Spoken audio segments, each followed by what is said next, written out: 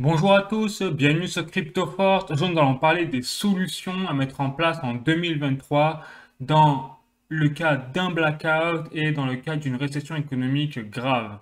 Alors bien sûr, avant d'aller plus loin, j'insiste sur le fait que dans cette vidéo, c'est un cas hypothétique, c'est-à-dire ces scénarios-là sont envisagés pour les solutions, ce n'est pas prophétique, c'est bien hypothétique. Parce qu'aujourd'hui, on n'en est pas là, même si nous sommes dans une période un peu troublée par la crise énergétique, l'inflation, la chute de l'immobilier et la hausse des taux directeurs, nous ne sommes pas encore en récession économique et nous ne sommes pas en blackout, loin de là. Voilà. Mais l'objectif de cette vidéo, c'est de vous dire, de pouvoir se dire qu'à la fin, euh, si vraiment on arrive dans le pire du pire des cas à une récession grave et à un blackout, eh bien, il existe quand même des solutions à mettre en place pour eh bien, survivre ou même garder un confort correct, tout simplement. Voilà. Mais avant ça,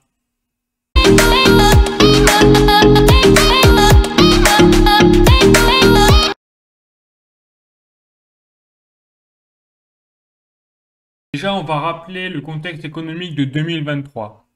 Effectivement, parce que là, j'insiste vraiment sur la récession, parce qu'il y a de plus en plus de pays, euh, même membres de l'Union européenne et de l'Europe, mais pas membres de l'Union européenne, qui se déclarent quasiment officiellement en récession. C'est le cas de l'Angleterre qui a déclaré via leur ministre de la Finance, Jeremy Hunt, ce 17 novembre, qui a déclaré que l'Angleterre était officiellement en récession pour 2023.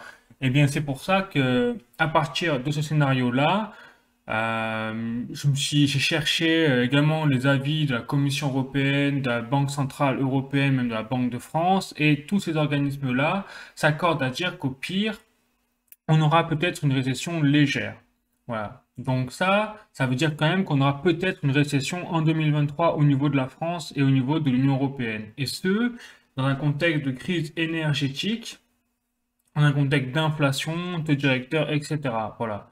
Donc on est vraiment je pense au début peut-être d'une crise économique. Alors eux, ils disent qu'elle est légère, mais on ne sait jamais exactement ce qui va se passer. Donc c'est pour ça qu'il est important de prendre les mesures adéquates dans le pire du pire des scénarios. Bon, je vous invite, j'ai fait un article également sur le Royaume-Uni, l'annonce en récession, et j'ai fait également le point sur la France dans un article et dans une vidéo que je vous invite à voir ici, juste là. Donc elle est là la vidéo. Et ensuite, eh bien, on va commencer à parler dans le dur directement. Donc la première chose qu'on peut voir, c'est le cas du blackout. Déjà, la définition d'un blackout, c'est une coupure de courant, mais déjà sur une longue durée. C'est-à-dire ça peut durer plusieurs jours, donc c'est vraiment plus d'une journée en tout cas, et ça impacte clairement votre confort parce que ça supprime déjà l'éclairage, ça supprime l'eau chaude, ça supprime tout ce qui est le mode de conservation dans les congélateurs, frigo, voilà. Et donc au niveau du blackout, déjà ce qu'il faut savoir en France, c'est qu'il n'est pas question pour l'instant de blackout, loin de là. C'est-à-dire que par exemple, on a un réseau qui s'occupe justement du transport d'électricité en France, s'appelle le RTE, le réseau de transport d'électricité nationale. Et eux, ils indiquent que s'il y a des coupures, dans le pire des cas, aujourd'hui, c'est ce qu'ils disent, elles ne dureraient que quelques heures, mais en aucun cas une journée entière, par exemple, et ce serait uniquement sur des régions précises, des localités précises, et surtout durant la période hivernale, en raison de l'augmentation de la demande d'énergie. Donc là, je vous présente l'actualisation justement de l'étude effectuée par la RTE pour l'hiver 2022-2023, qui a été mise en place là récemment en novembre. Et il déclare clairement, voilà, que la RTE n'envisage que quelques signaux EcoWatt rouges, vous savez, c'est le nouveau label mis en place, sur les 6 mois de l'hiver. Et lorsque le système électrique est très tendu, le risque de coupure ne peut pas être totalement exclu, mais il pourrait être évité en baissant la consommation nationale de 1 à 5%. Dans la majorité des cas, jusqu'à 15% dans la situation météorologique les plus extrêmes. Donc là, on imagine les tempêtes ou même la neige avec des conditions climatiques où il fait vraiment très froid. Voilà. Mais on voit bien que là, il n'est pas question de blackout sur plusieurs jours. Donc là, il faut bien le mettre dans le contexte actuel. Cependant, moi, je ne peux que noter une chose, c'est que là, on a un ton quand même qui est plus alarmiste qu'il y a quelques mois, puisque il y a quelques mois, en août 2022, donc là, je retrouve voilà, l'article, hein, on avait Elisabeth Borne qui indiquait clairement que les ménages ne seraient pas concernés par les coupures de gaz. Alors là, on parle de gaz, mais déjà en août, on voit que l'exécutif était plutôt rassurant en disant il n'y aura pas de coupure cet hiver. Et là, déjà, on voit que au niveau de cette actualisation en novembre 2022, eh bien, on parle déjà de coupure d'électricité. Et surtout, c'est impacté par le gaz. On le voit bien, parce que les principales incertitudes portent sur l'approvisionnement en gaz. Voilà.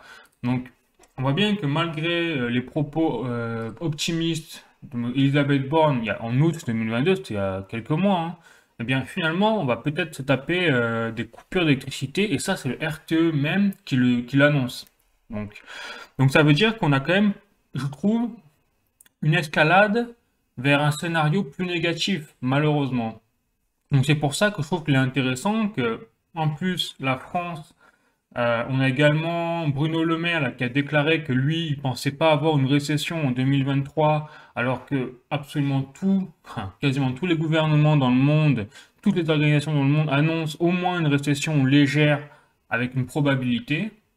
Donc j'ai l'impression qu'en France, ce que je crains, c'est qu'on annonce le meilleur des mondes, toujours l'aspect le plus positif, et en fait, alors qu'on devrait faire l'inverse, on devrait anticiper, on devrait annoncer le plus négatif possible pour annoncer des solutions.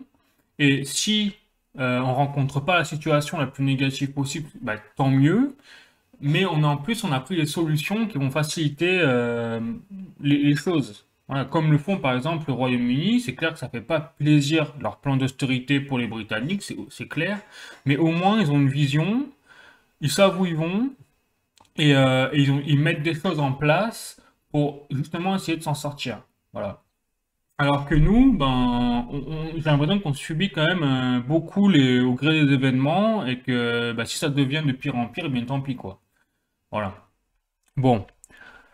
Ensuite, maintenant, on va dire qu'est-ce qui se passe. C'est-à-dire que là, on va se mettre dans les faits uniquement. S'il y a un blackout, c'est-à-dire que là, la situation évolue dans le négatif, bon, on n'en est pas là, mais si ça arrive, eh bien, qu'est-ce qui se passe? C'est-à-dire qu'on a plus d'électricité déjà pendant une durée de minimum 2-3 jours. Eh bien là, déjà, faut rappeler que si on n'a pas de chauffage électrique, on peut ni chauffer l'air, ni chauffer l'eau. Déjà, donc, on a un inconfort sévère lié au froid. Donc, j'ai fait la liste là. En plus du blackout généralisé, il faut savoir qu'il n'y aura plus d'eau potable. Ça, c'est très important à savoir parce que tout le système de filtrage de l'eau pour la rendre potable en France est lié à l'électricité. Donc, s'il n'y a plus d'électricité sur une longue durée, quelques jours, eh bien, il n'y aura plus d'eau potable au robinet. S'il y a encore de l'eau, en plus. Voilà. Et donc, à savoir, très important, que le moyen ultime, même si vous avez de l'eau qui n'est pas potable à votre disposition, vous pouvez la stériliser vous-même en la faisant bouillir. Voilà, donc ça, c'est bon à savoir également. Le problème, c'est que si vous avez des plaques électriques, eh bien, comme vous n'avez plus d'électricité, vous ne pouvez pas utiliser vos plaques. Donc, il faudra trouver une alternative. On en parlera. Ensuite, vous perdrez absolument tous vos aliments, toute votre nourriture dans les frigos congélateurs et vous ne pourrez plus vous servir de ce moyen frigo congélateur pour stocker les aliments. Donc là, ça veut dire qu'il faut également prévoir des provisions à côté, on va en parler. Ensuite, il y a bien évidemment manque d'éclairage la nuit. Bon, tout le monde est au courant de ça. Les téléphones, les ordinateurs lâchent, donc plus accès aux actualités, plus accès à l'info. Donc là aussi, on va en parler, ce sera assez important. Bon, donc les solutions, déjà pour le premier point, c'est le plus problématique, c'est le chauffage, autant en termes au niveau de l'eau qu'au niveau de l'air. Et là, c'est les solutions les plus lourdes. Alors bien sûr, c'est pas accessible à tout le monde. Vous avez des chauffages portatifs à pétrole, mais après, je suis pas sûr que ce soit encore l'idéal aujourd'hui, mais si c'est vraiment l'urgence, eh bien que vous pouvez mettre la main dessus, bah, pourquoi pas. Vous avez les poêles à bois, les cheminées, bon voilà, mais ça c'est des installations dans des maisons, ça coûte cher et ça prend du temps. Donc c'est pas forcément le plus simple. Mais sinon, concernant l'eau, déjà le plus simple, c'est quand même de la faire chauffer Au pire, si vous avez plus d'eau, vous avez plus d'eau potable dans le robinet, ou vous avez plus vos ballons d'eau chaude, eh bien, vous pouvez utiliser un réchaud à gaz, avec des cartouches de gaz adéquates. Alors bien sûr, faites très attention à manipuler, et surtout ça se manipule à l'extérieur, ça se manipule pas en intérieur, parce que c'est à la base c'est fait pour le camping, mais au moins vous avez un moyen de faire chauffer justement de l'eau, de la faire bouillir, et après pourquoi pas prendre une douche ou avec, ou voilà. Bon. Et donc, après, au niveau des chauffages portatifs, il faut savoir qu'avec des chauffages portatifs électriques, et là, l'idéal, c'est de prendre des panneaux solaires. Donc, il y a panneaux solaires ou batterie. Et là, vous pouvez, par exemple, si vous avez trop froid, eh bien, pendant 1 heure, vous installez à côté du chauffage portatif qui a été alimenté par la batterie qui elle-même a été rechargée par le panneau solaire. Savoir qu'il y a des panneaux solaires qui sont pas trop chers aujourd'hui. C'est entre bon 300 500 euros. Donc bon, mais c'est loin des c'est cher, mais c'est loin des 10 000 euros qu'il faut mettre pour installer tout un système de panneaux solaires pour rendre une maison autonome. Bon, donc sachez qu'il existe ce genre de choses, que c'est possible. Voilà. Après, ça, c'est le confort. Donc, à la limite, c'est quelque chose qui ne pourra pas empêcher de survivre. Mais par contre, ce qui est très important de trouver comme solution, c'est de contrer le problème de l'eau potable. Et c'est pour ça que si vous avez plus d'électricité sur quelques jours, vous avez plus d'eau potable. Et si en plus vous n'avez pas de réchaud à gaz pour faire bouillir l'eau, eh bien là vous êtes le bec dans l'eau un peu. Donc c'est-à-dire qu'il faudra que vous fassiez également, dans l'idéal, des réserves d'eau potable avec des bouteilles, tout simplement. En sachant que un être humain doit boire au minimum 1,1 litre d'eau par jour. Voilà. Ensuite, bien sûr, l'idéal, bah, c'est d'avoir quand même un réchaud à gaz sous la main. En plus, là aussi, on a des pas chers. Je crois que c'est entre 20 et 40 euros le réchaud. Et il y a des bonbonnes de gaz, toutes petites cartouches de gaz. Alors, vérifiez bien que les cartouches de gaz soient compatibles avec les mêmes normes que le réchaud à gaz. Enfin, ce serait dommage que ce soit pas compatible, que vous ne puissiez pas les utiliser au dernier moment. Mais ça, entre, oui, les cartouches, on peut en trouver en moins de 10 euros. Voilà. Bon. Ensuite, après l'eau, une fois que vous avez réglé ce problème, il y a la nourriture. Parce qu'effectivement, une fois que vous avez perdu votre frigo, votre congélateur, en fait, vous ne pouvez consommer plus que des aliments en boîte de conserve ou qui se conservent sur des longues durées. Donc pâtes, riz, etc. Mais il est très important de diversifier votre alimentation. C'est-à-dire, pour vous donner une anecdote sur la nourriture, si vous avez que des pâtes, vous avez que du riz, c'est pas bon. Parce que pour vous donner l'exemple des trappeurs qui vivaient au Canada ou aux États-Unis, il est arrivé que vous ayez des groupes entiers qui meurent de faim, malgré le fait qu'ils avaient à portée de main des lapins en quantité innombrable. Donc ils avaient beau se nourrir de lapins à l'infini, en fait ils sont quand même morts de faim par manque de diversification et, euh, et de diversification dans les lipides, protéines, etc. dont le corps a besoin. Voilà. Donc c'est pour ça que c'est très important de surtout diversifier sa nourriture, pâtes, riz, mais prenez également du sucre, un peu de sel. Enfin, veillez vraiment à diversifier également avec des légumes, des boîtes de conserve sur du poivron, enfin peu importe. Voilà. Vraiment, une chose à savoir, c'est que si vous devez choisir, privilégiez toujours l'eau et à la nourriture. Parce que si un être humain peut survivre 3 mois sans nourriture, bon, un triste état, mais il peut quand même survivre 3 mois, il ne peut pas survivre plus de 3 jours sans eau. Donc si vous devez choisir, choisissez toujours l'eau. Bon. Ensuite, au niveau plus du confort, là vous avez l'électricité en sens général, donc vous n'aurez plus accès qu'à la batterie de vos ordinateurs, de vos smartphones. Donc là, l'idéal, c'est juste d'avoir un panneau solaire de premier prix pour recharger tout vos matériels informatiques. Ensuite, au niveau de l'éclairage, bien sûr, bah, bougie, allumette, lampe torche, rien de neuf sous le soleil. Euh, pour les actualités, comme vous n'aurez plus ni télévision ni accès à Internet, vous serez obligé, enfin, c'est plus pratique quand même d'avoir accès aux actualités pour justement savoir un peu, avoir la vision sur la fin du blackout ou avoir des infos générales sur l'actualité et donc d'avoir une radio à pile. Il faudra également penser à avoir une petite provision de piles également.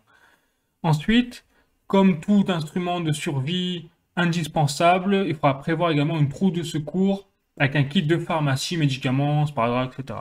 Voilà. Donc là, on est vraiment dans l'aspect blackout. On n'en est pas encore là, mais on a quand même des signaux orange sur tout allait bien en août. Là, on commence à avoir des petites coupures. En janvier, on prévoit des petites coupures d'électricité. Donc, si on continue dans cette voie-là, on ne sait pas trop ce que va nous réserver l'avenir. Donc, autant prévoir. Bien sûr, après, il n'y a pas de durée optimale pour se prémunir d'un blackout. C'est-à-dire qu'il y a des gens qui font des réserves pour 3 jours, d'autres pour une semaine, d'autres 2 semaines. Voilà. Donc là, ça dépend vraiment de votre budget, ce que vous et que ça dépendra également de comment résonnent mes propos par rapport à ce que vous pensez également, si vous êtes d'accord ou pas de la situation. Voilà, donc là, c'est plutôt à vous de décider à ce niveau-là.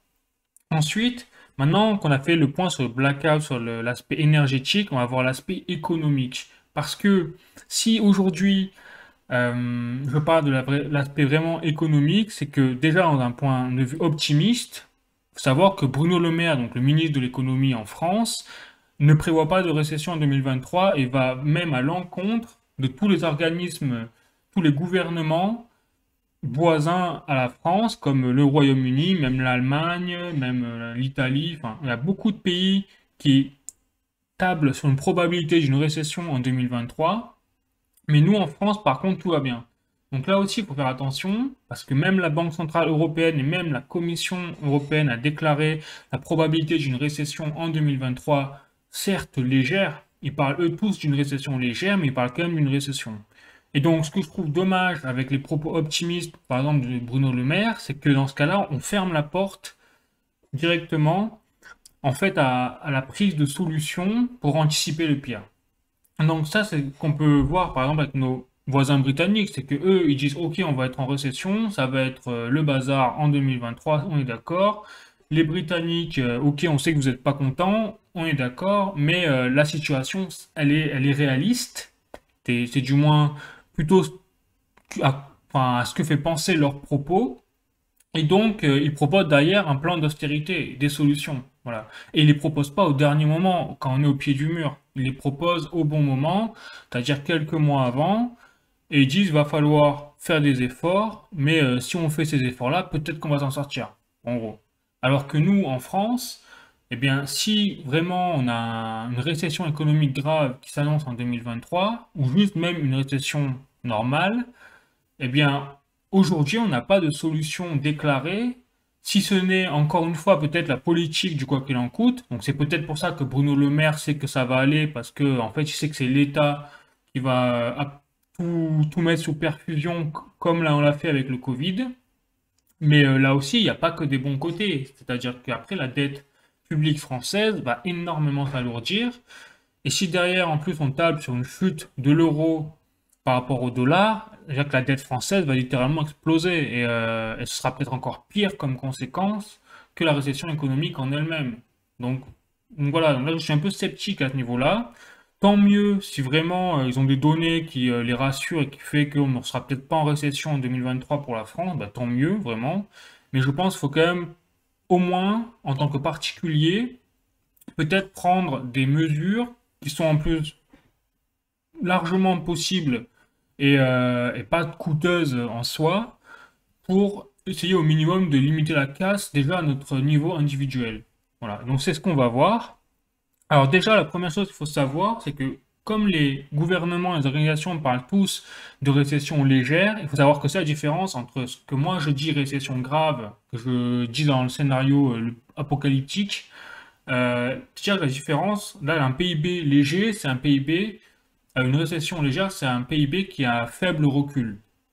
Et donc, il y a peu d'impact réel sur l'économie, mais c'est suffisant pour justifier une récession. Et pour rappel, une récession, au niveau de la définition, c'est le recul ou le ralentissement d'un PIB sur 2 trimestres consécutifs. Donc, s'il recule de 0,1%, bon, ça va pas casser des briques. Bon, donc ça va. Par contre, s'il recule de 1-2% sur chaque trimestre, là, par contre, c'est déjà différent. Parce que, pour rappel, les conséquences quand même d'une récession, lié au PIB, c'est que si le PIB ralentit, chute, ça veut dire que c'est l'économie globale d'un pays, la richesse produite par un pays qui recule. Et ça veut dire déjà faillite des entreprises, parce que si un PIB recule et que la majorité d'un PIB d'un pays est produit par les entreprises, ça, faut le rappeler. Et donc, si on a une faillite des entreprises, ça veut dire chômage derrière. Si on a du chômage, ça veut dire aide sociale, surtout en France, encore plus lourde. Et donc, il va falloir venir en aide aux personnes qui sont au chômage ou licenciées. Voilà. Donc, ça va faire une cascade d'événements qui, en plus, par-dessus tout ça, se rajoute la politique sévère des banques centrales, notamment de la Banque centrale européenne, qui, à travers la hausse des taux directeurs d'emprunt, justement pour lutter contre l'inflation, c'est leur objectif, hein, ils veulent lutter contre l'inflation, et bien derrière, ils provoquent malgré tout la récession. C'est-à-dire que là, ce qui est en train de se passer au niveau de la récession, c'est pas seulement la crise énergétique, c'est également la politique, ça ils le disent pas, mais ils vont pas le dire, mais c'est également la politique des banques centrales, des gouvernements, qui en voulant lutter contre l'inflation, amène inévitablement la récession, parce que en haussant les taux directeurs, vous incitez les gens à moins prendre d'emprunts, que ce soit au crédit immobilier, que ce soit au crédit à la consommation, parce qu'ils ne peuvent plus rembourser les mêmes mensualités qu'auparavant, c'est plus cher. Donc ils ne peuvent pas se permettre de prendre un crédit, ou les banques ne veulent pas leur octroyer de prêts parce qu'ils voient que son cric-crac, et donc ils ne pourront peut-être pas rembourser leur mensualité, et donc les banques ne veulent pas prendre de risques. Et la finalité, c'est que vous avez moins d'économies injectés, vous avez moins de capitaux injectés dans l'économie. Et donc, eh bien, les gens consomment moins, les entreprises vendent moins, donc derrière, elles produisent moins pour s'adapter au marché, et ainsi de suite. Et vous avez un recul de l'économie, jusqu'à ce que vous ayez des entreprises qui sont déjà fragiles de base, avec les factures d'électricité, avec l'inflation des matières premières, qui fassent faillite, et là, c'est le début de la boule de neige. Et là, c'est ce qu'on appelle la récession économique. Voilà.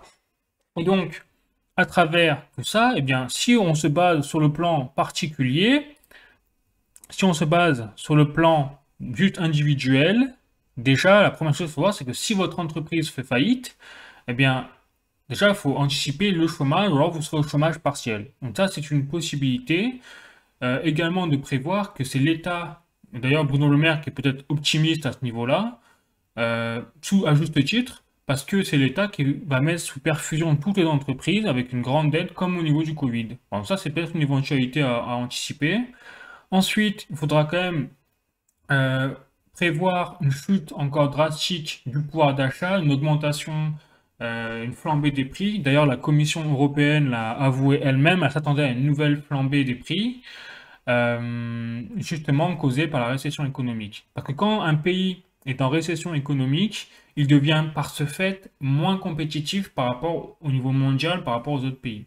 Et là, ça s'explique très bien par le point suivant qui est la chute de la valeur de la monnaie officielle. Parce qu'en général, quand un pays est en crise économique, et on l'a vu avec le Liban, le Venezuela, la Turquie et même l'Argentine, eh bien, l'inflation explose dans ces pays-là, ça devient de l'hyperinflation, mais en fait, tout ça, c'est provoqué par la chute de la valeur de la monnaie fiat.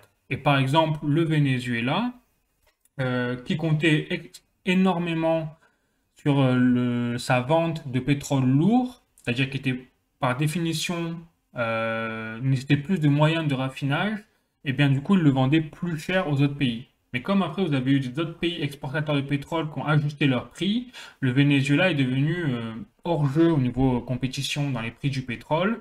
Et comme leur PIB au Venezuela était concentré majoritairement sur leur vente de pétrole, leur PIB s'est littéralement écroulé. Et qu'est-ce qui s'est passé avec la chute du PIB au Venezuela? Il s'est entraîné une chute de la valeur de la monnaie fiat, le bolivar. Et en 10 ans, le bolivar a perdu 14,0, à tel point qu'aujourd'hui, les Vénézuéliens, s'ils veulent payer leurs courses avec du bolivar, ils doivent se ramener avec des mallettes remplies d'argent. Voilà. Donc ça, c'est la réalité également, c'est que si demain on a une récession grave au niveau Europe, au niveau de l'Union européenne, forcément, on risque d'avoir une chute de la valeur de l'euro par rapport au dollar. Dans ce cas-là, eh bien, ça voudrait dire que la France serait à la fois moins compétitive en termes d'importation et d'exportation. Il faut rappeler que la France a une balance commerciale négative de moins 46, moins 47,6 milliards d'euros déjà. Voilà. Bon. Il faut également rappeler qu'en 2022, malgré le fait qu'on n'était pas en récession, mais juste avec les crises et les déstabilisations des marchés qu'on connaît, eh bien, l'euro a déjà perdu 20% par rapport au dollar. Donc ça, il faut le rappeler. Donc ça veut dire que c'est une possibilité que l'euro chute. C'est pas un mythe, c'est vraiment une possibilité. Et dans ce cas, eh bien, si on continue dans cette trame-là, comme je vous l'ai dit, il sera rapidement impossible de prendre un crédit immobilier ou un crédit à la consommation, par exemple. Parce que comme si banques centrales n'arrivent pas à lutter contre l'inflation, elles vont continuer à augmenter leur taux directeur pour justement contrer l'inflation. Mais si elles n'y arrivent pas, elles vont continuer jusqu'à ce que ça marche. Sauf qu'en parallèle, la conséquence de relever les taux directeurs, comme je vous l'ai expliqué, c'est de créer une récession. C'est pour ça que la probabilité d'une récession en 2023 est quand même plutôt forte par rapport au contexte que l'on connaît aujourd'hui. Voilà. Et notamment, je reviens avec l'Angleterre. Il faut savoir que au Royaume-Uni, les crédits immobiliers, les taux sont déjà à plus de 6%. Alors que nous, en France, on est déjà en galère. Et pourtant, les taux sont en moyenne à 2,4%. Enfin, voilà, donc on est quand même pas au niveau du Royaume-Uni. Mais eux, déjà, ils sont arrivés à 6%. Et 6%, c'est quasiment impossible que les classes moyennes acceptent un crédit à 6%. C'est une mensualité énorme derrière. Voilà, donc ça aussi, c'est une réalité à prendre en compte, que si on continue dans cette voie, eh bien, nos taux de crédit vont être exorbitants. Ensuite, après, dans cette voie, si on continue en l'entonnoir, il est possible qu'avec la récession, on ait également encore plus une accentuation de la crise des marchés boursiers, ou du moins de la déstabilisation des marchés boursiers, qui sont déjà bien massacrés par la guerre Russie-Ukraine. Et parce que dans une récession, en général, vous avez une accélération de la chute, de la faillite des entreprises.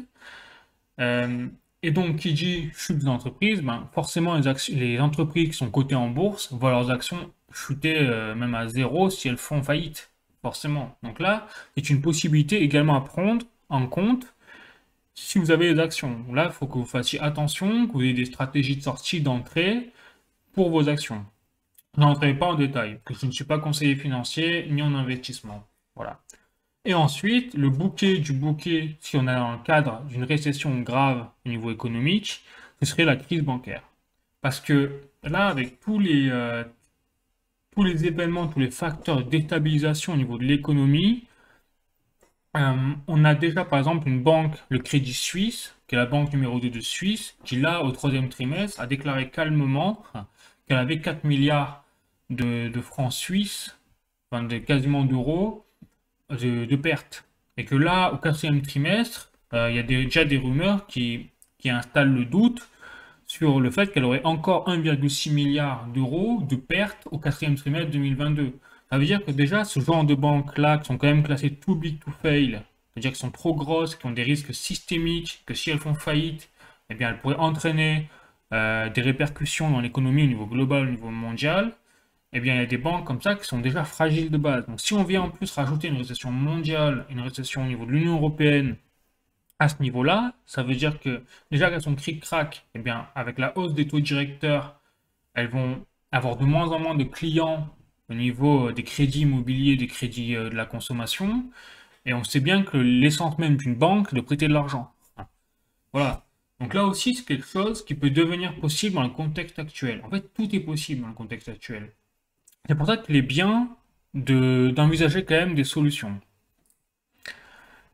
Bon, donc les solutions pour chaque cas. Donc s'il y a une grave récession, déjà, l'idéal, c'est de faire des provisions. Parce que si dans le cas d'un blackout, c'est parce que c'est juste, il n'y a plus d'électricité, donc il n'y a plus d'eau, eh bien il faut faire des réserves, que c'est indispensable, il y a plus moyen, on ne peut pas faire autrement. Dans le cas d'une récession, cette fois, ce sera parce que les prix sont devenus exorbitants. Donc ce serait pas étonnant de voir un paquet de pâtes à 5 euros ou 10 euros. Voilà. Ça c'est possible si, encore une fois, la valeur de l'euro baisse, par exemple. Et c'était le cas au Venezuela, au Liban, en Argentine, etc. Ça, c'est des choses qu'ils ont connues. Bon. Ensuite, au niveau des réserves, je ne vais pas m'étaler Comme je vous l'ai dit pour le blackout, c'est à vous de penser à qu'est-ce que vous voulez faire en réserve, quelle durée. Enfin, il n'y a que vous, selon votre budget, qui pourrez prévoir. Mais prévoyez au minimum 3 jours pour un blackout de réserve. Et pour une récession, eh bien, il n'y a pas de délai parce que personne ne peut prévoir combien peut durer au minimum une récession. Voilà. En tout cas, maintenant, pour protéger votre argent de la chute de l'euro, euh, il y a plusieurs voies. Donc déjà, il y a l'or et l'argent, qui eux sont des valeurs universelles. Si je vous en parle, c'est parce que le Venezuela, tous les pays qui ont déjà été en crise économique, se sont réfugiés dans l'or et dans l'argent, mais également dans les crypto-monnaies. Et en plus de l'or et de l'argent, donc ça c'est la valeur universelle, vous ne pouvez pas vous tromper. Le problème de l'or et de l'argent, c'est que vous pourrez difficilement les troquer derrière, par exemple dans un supermarché Auchan Leclerc contre de la nourriture. Parce que Auchan Leclerc, on les voit très mal mettre en place des systèmes de troc sur des petits grammes d'or et d'argent. Enfin, ce sera un casse-tête innommable. Alors peut-être qu'ils le feront, hein, tant mieux. Mais je vois mal le niveau logistique, comment ils vont s'en sortir. Donc c'est pour ça que je pense que d'un côté, il y a l'or et l'argent, ce sera plutôt des trocs au niveau local dans votre quartier avec des commerçants que vous connaissez. Et après, d'un autre côté, au niveau global, si on veut rechercher une mondialisation, ou du moins un système qu'on connaît de mondialisation par carte bancaire, si on veut garder un système comme ça sur une monnaie qui fonctionne, ce sera peut-être plus l'euro, parce que si l'euro chute, on ne pourra pas aller avec une carte bancaire payer 10 000 euros pour juste un plein ou faire des courses une fois. Donc là, il faudra peut-être viser sur un autre système, ça s'appelle les crypto-monnaies, notamment le Bitcoin. Alors je sais que c'est difficile à entendre peut-être en ce moment avec le contexte actuel de FTX et des crypto-monnaies là qui sont en train de prendre plein la figure. Mais si demain on doit manger, on doit trouver un système alternatif, eh bien il n'y aura pas le choix au niveau numérique et informatique que de prendre ce qui existe. Et ce qui existe, c'est les crypto-monnaies, c'est le Bitcoin. Et c'est pas un hasard si justement le Venezuela, le Liban, même l'Argentine sont des pays où les citoyens se sont réfugiés plus que les autres pays dans les crypto-monnaies. Et je vais aller plus loin, c'est-à-dire que là, au niveau par exemple des crypto-monnaies, vous avez le plateforme exchange numéro un, c'est Binance, qui propose une carte bancaire, qu'ils ont un partenariat avec Visa ou Mastercard, je ne sais plus c'est l'un ou l'autre. Bon. Et donc vous pouvez déjà avec votre carte Binance retirer de l'argent en billets de l'euro dans n'importe quel guichet automatique dans le monde, enfin, du moins dans les pays qui l'acceptent. Donc je sais que l'Italie l'accepte par exemple, une vidéo, mais la France également. Et en fait, le point positif qu'il y a là, c'est que vous achetez en fait du Bitcoin sur la plateforme Binance et du coup, vous stabilisez quelque part votre argent en Bitcoin, comme si vous achetiez de l'or. Mais à retenir, bien sûr, que le Bitcoin est très volatile. Mais si à côté, vous avez le Bitcoin qui lui fluctue, qui est très volatile, qui monte, qui descend, et de l'autre côté, vous avez l'euro qui fait que chuter parce qu'on est en crise économique et que c'est la catastrophe, eh bien, le choix, il est vite fait. On va choisir ce qui est moins volatile, mais qui continue quand même de monter de temps en temps, hein, comparé à ce qui fait que descendre. Et le point positif avec Binance également, c'est que c'est gratuit. C'est pour ça que je vous en parle, c'est parce que contrairement à une banque normale, vous avez des frais toujours de entre 50 et 100 euros de frais de compte, de tenue de compte. Là, avec des plateformes exchange, vous payez 0 euros, c'est gratuit. C'est pour ça que ça ne coûte rien. Par exemple, aujourd'hui, pour prévoir la récession de 2023, de commencer à ouvrir un compte Binance, parce que c'est même pas un compte bancaire, c'est un compte crypto. Vous commandez la carte bancaire, vous la faites livrer, vous l'activez, et comme ça, si c'est la catastrophe en 2023, vous pouvez très rapidement vous rapatrier sur une alternative, soit c'est l'or ou l'argent physique, soit c'est les crypto-monnaies. Voilà. Donc là aussi, c'est à vous de voir si ça vous parle, bien entendu. Mais encore une fois, ça ne coûte rien. Donc au moins, voilà. Bon. Ensuite, bien sûr, là, effectivement, si vous avez des actions en bourse, si on a une récession en 2023, attendez-vous à une chute des marchés boursiers, hein, c'est évident. Après, je rappelle, je ne suis pas conseiller en investissement, je ne suis pas conseiller financier, donc je ne me permettrai pas de vous donner des conseils sur la tenue, sur la stratégie à mettre en place pour les actions.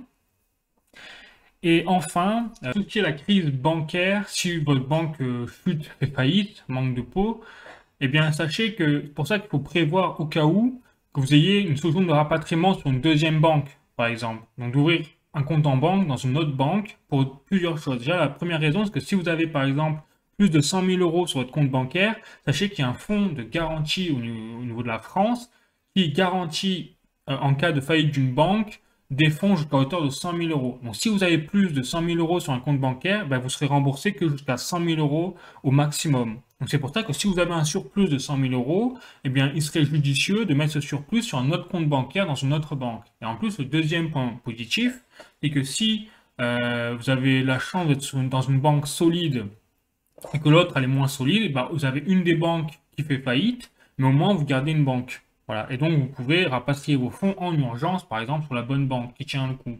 Voilà. Donc ça, c'est également une chose à tenir compte. Bien sûr, après, ça engendre des frais. Là, pour le coup, c'est plus coûteux parce que ouvrir un compte en banque aujourd'hui, c'est au minimum 50-100 euros par an. Bon, voilà. Mais au moins, vous êtes prévenu qu'il y a des solutions. Bon, ben, je vais passer à la conclusion.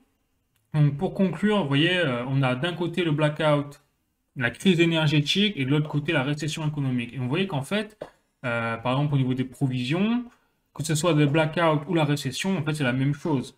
Donc on voit que là vous faites un peu d'une pierre deux coups si vous êtes dans la politique de faire des provisions en avance, à la fois pour pallier aller au problème d'électricité d'un côté et pour à la fois pallier au problème de coûts cas où engendré par une récession grave avec une inflation qui devient en fait une hyperinflation comme l'a connu le Liban, le Venezuela et autres. Voilà. Donc il faut rappeler quand même que même si on a déjà vécu des crises économiques, on n'a jamais vécu de crise énergétique. C'est ça qui est important à retenir également, c'est que la crise énergétique, c'est une première dans l'histoire moderne de l'Union européenne, déjà, à ce point-là en tout cas, et l'énergie, c'est le socle même des besoins des moteurs de l'économie d'une civilisation. Voilà. Donc si on a le moteur qui déraille un peu au niveau de l'économie, forcément l'économie va en pâtir. Et donc, et c'est au niveau, l'économie, c'est une toile d'araignée au niveau mondial, et il suffit qu'il y ait un pan de la toile d'araignée qui soit troué pour que tout le reste, vous voyez, soit secoué. Donc on voit bien que la crise énergétique dans l'Union européenne, elle secoue à peu près tous les pays dans le monde. Donc c'est intéressant à voir de ce côté-là, mais c'est surtout important quand même d'anticiper le pire, de prendre les solutions. Voilà. Ensuite, si vous avez regardé cette vidéo jusqu'au bout, bravo, parce que j'ai en tête une pyramide de besoins. C'est-à-dire que si vous êtes dans la survie, la première chose qui est le plus important, c'est la volonté de survivre, c'est le mental. Donc dans la pyramide de la survie, on va dire. Donc déjà, si vous avez vu cette vidéo, c'est que vous avez vu solution pour blackout et pour récession, c'est-à-dire que vous êtes déjà dans l'optique en volonté de survie, donc bravo à vous, parce que vous serez certainement partie des gens qui survivront quoi qu'il arrive à l'avenir. Ensuite, la deuxième partie de la pyramide, c'est la connaissance. Donc là, c'est pour ça que c'est intéressant toujours de lire des livres, de s'enrichir sur la connaissance, sur la survie, mais bon, pas toujours. Mais par exemple, tout ce que je peux vous dire, c'est d'acheter peut-être des livres, même de survie dans la forêt, donc on n'en arrivera pas là. Mais en tout cas, même au niveau mental, ça permet de se dire, si je suis capable de vivre dans la forêt, je peux tout perdre du jour au lendemain, même avec ma famille. Mais il y a quand même des façons on peut survivre. Voilà, il y a toujours un moyen de survivre dans la vie. Et c'est juste que là, on a un monde euh, qu'on connaît de confort qui peut basculer, là, effectivement. Mais ça ne veut pas dire que c'est la fin de la survie, la fin du monde pour nous, au niveau individuel. Voilà. Et enfin, le dernier point de la pyramide, c'est le matériel. C'est pour ça que je vous ai fait cette vidéo. C'est que j'ai également inclus des petites pistes, des indices pour acheter le bon matériel adéquat, comme les réchauds à gaz, pourquoi pas. Hein. Alors après, je ne suis pas expert en survie, loin de là, très très loin. Juste des idées que j'ai moi-même pris voilà, à droite à gauche. Donc voilà. Bon, sur ce, eh bien, si vous avez été intéressé, si la vidéo vous a plu, n'hésitez pas à mettre un like, à vous abonner. Je ferai d'autres vidéos sur l'économie, sur les crypto-monnaies et le big data. Je pense être ma prochaine vidéo.